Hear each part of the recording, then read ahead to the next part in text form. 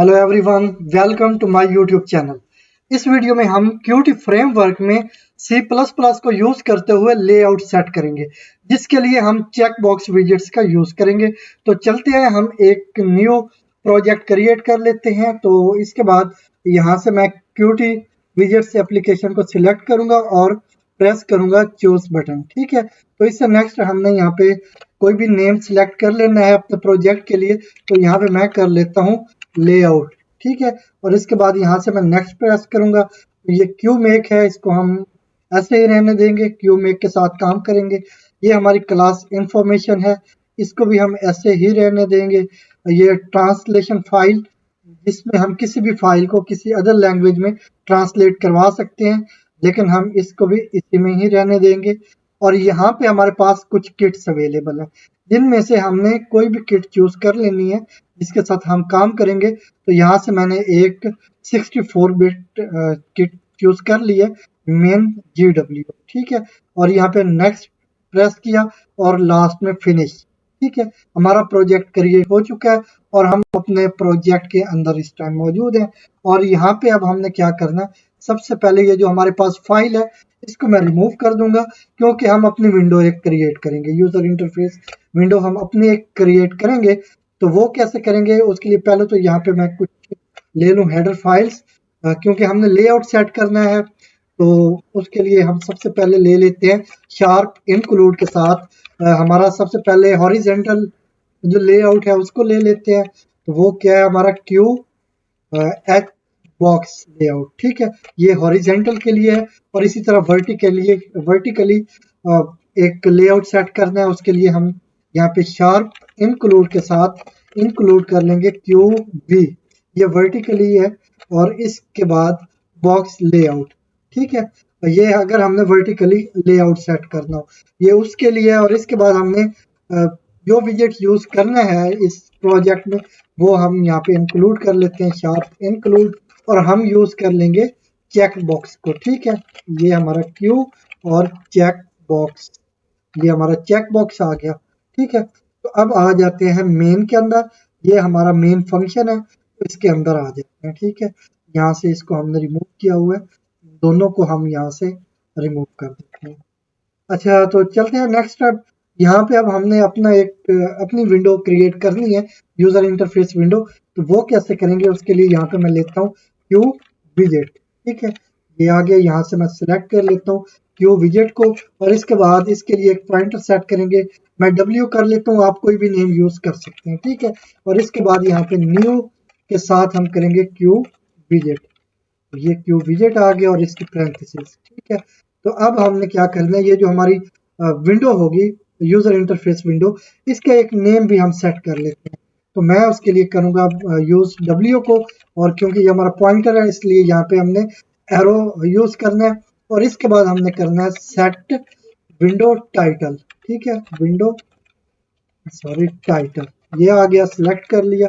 अब हमने विंडो का जो भी नेम देना हो वो हम दे सकते हैं। तो मैं कर लेता हूँ यूजर इंटरफेस विंडो। ठीक है, विंडो, और इसके बाद यहाँ पे सेमीकोलन ले लिया। अब चलते हैं नेक्स्ट।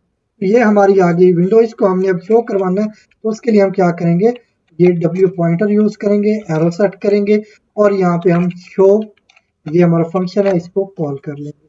तो अब हम एक बार रन करके देखते हैं कि क्या इस नेम के साथ, ये जो हमने यहाँ पे यूज की है एक्सटेंड यूजर इंटरफेस विंडो, इस नेम के साथ हमारी एक विंडो अपेयर होती है या नहीं। तो उसके लिए मैं इसको यहाँ से रन कर लेता हूँ, और थोड़ा सा वेट करेंगे ताकि ये एप्लीकेशन हमारी बिल्ड हो सके। तो इसके बाद हम इसको चेक कर लेंगे। तो ये तकरीबन इस टाइम हो चुकी है कंप्लीट, और ये हमारी यूजर इंटरफेस विंडो है। ये यहाँ पे आप देख सकते हैं यूजर इंटरफेस, और ये हमारी विंडो है जिसमें हमने चेक बॉक्स वगैरह को इंक्लूड करके उनके लिए एक लेआउट सेट करेंगे। ठीक है, इसको अभी के लिए मैं क्लोज कर देता हूँ। तो अब हमने क्या करना है, हमने इसमें ऐड करने हैं कुछ चेक बॉक्स। वो हम कैसे करेंगे, उसके लिए हम यहाँ पे करेंगे क्यू चेक बॉक्स। ठीक है, ये आगे ऑप्शन में यहाँ से सिलेक्ट किया। इसके लिए एक मैं पॉइंटर सेट कर लेता हूँ बॉक्स 1। ठीक है, ये हमारा बॉक्स 1 हो गया, क्योंकि मैं 2 या 3 चेक बॉक्सेस को इंक्लूड करूंगा। इसके बाद न्यू और यहाँ पे क्यू चेक बॉक्स। तो ये हमने एक ऑब्जेक्ट क्रिएट कर लिया इसके लिए, और यहाँ पे नेम मैं दे देता हूँ चेक बॉक्स 1। ठीक है, चेक बॉक्स 1, सॉरी बॉक्स 1। ठीक है, इसी को मैं अब कॉपी करके 3 टाइम या 2 टाइम पेस्ट कर लूंगा, जिससे ये टोटल 3 हमारे पास चेक बॉक्स हो जाएंगे। तो इसको मैंने यहाँ से कॉपी किया, इसको नेक्स्ट लाइन पे पेस्ट कर दिया, और उसके बाद एक बार फिर नेक्स्ट लाइन पे पेस्ट कर दिया। अब इसको मैं ज़रा सा मॉडिफाई कर लेता हूँ। ये यहाँ पे हमारा यहाँ पे 1 में 2 हो गया, ये हमारा 3 हो गया। इसी तरह ये हमारा चेक बॉक्स 2 हो गया और लास्ट में 3 हो गया। ठीक है, ये अब हमने 3 चेक बॉक्स हमने क्रिएट कर लिए हैं। अब हमने क्या करना है, इनका एक लेआउट सेट करना है। तो वो कैसे करेंगे, उसके लिए हम यहाँ पे सबसे पहले हम हॉरिजॉन्टली इनको सेट करेंगे। तो वो हम कैसे करेंगे, क्यू एच बॉक्स। ठीक है, ये आ गया हमारा लेआउट।